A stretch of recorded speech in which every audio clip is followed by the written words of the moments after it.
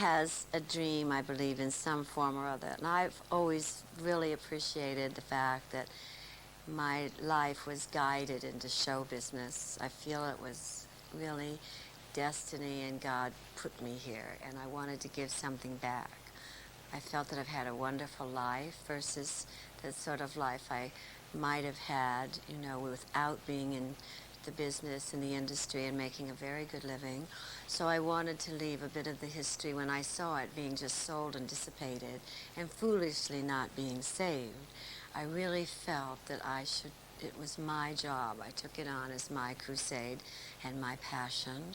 So I started in 1970 collecting memorabilia of all the great stars right from the beginning, the silent era right up to the 70s. So now what to do with it? For many years I tried to get Hollywood and all of the industry to be very interested.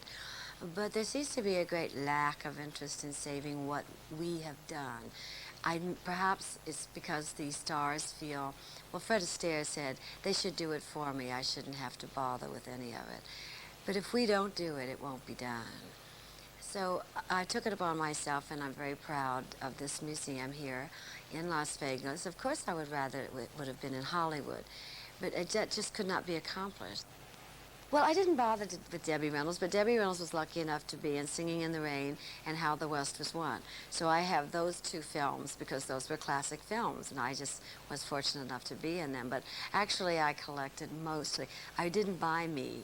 I should have bought more of me, but my mind wasn't really on me. Well, how I got into show business was an accident. My daddy moved us from Texas, so we were very poor, into Burbank, California. And they have a beauty contest, a local beauty contest, which most places do. So they gave away a free blouse and scarf if you just entered. I never had a silk blouse, and I certainly never had a silk scarf. We were a rather poor family. So just to enter, so I knew I wouldn't win, but I entered just to get the scarf and the blouse. And then I won, which was to this day startling because I'm very short and 5'1½". Beauty queens are very tall and long-limbed, you know, and beautiful. So here I was, this kind of comical character, and I was cute, but I mean, I certainly wasn't a beauty.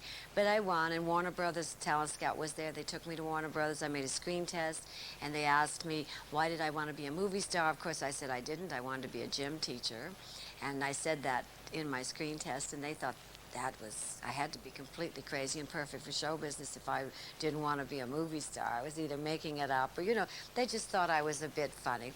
So they put me under contract for $65 a week. I was 16 years old. I cleared $27. And my minister of the church told me I couldn't be under contract and I couldn't go into movies because then I would become a sinner. And my daddy said, well, we've raised our child very, very well. If anyone's going to influence anybody, she'll influence the sinners. So I'm going to let my daughter do what this path is opening up for her to do. It's destiny, and I'm going to let her try it.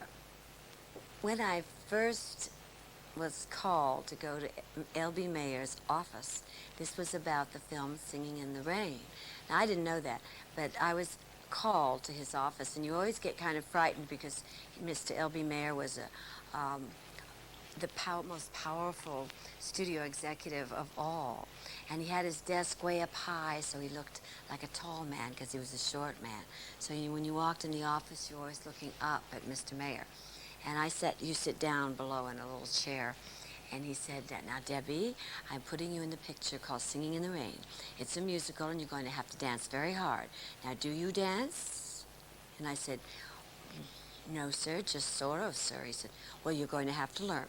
So you have 3 months to learn. Can you do that? Well, I guess so, sir, because now my daddy always taught me, don't ever say no, you can't, and just do it, you know.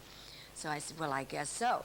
So in comes Mr. Kelly, and he plops down in his chair, and he's got his rehearsal clothes, and so Mr. Mayer says, Mr. Kelly, or Jean, I want you to meet your leading lady.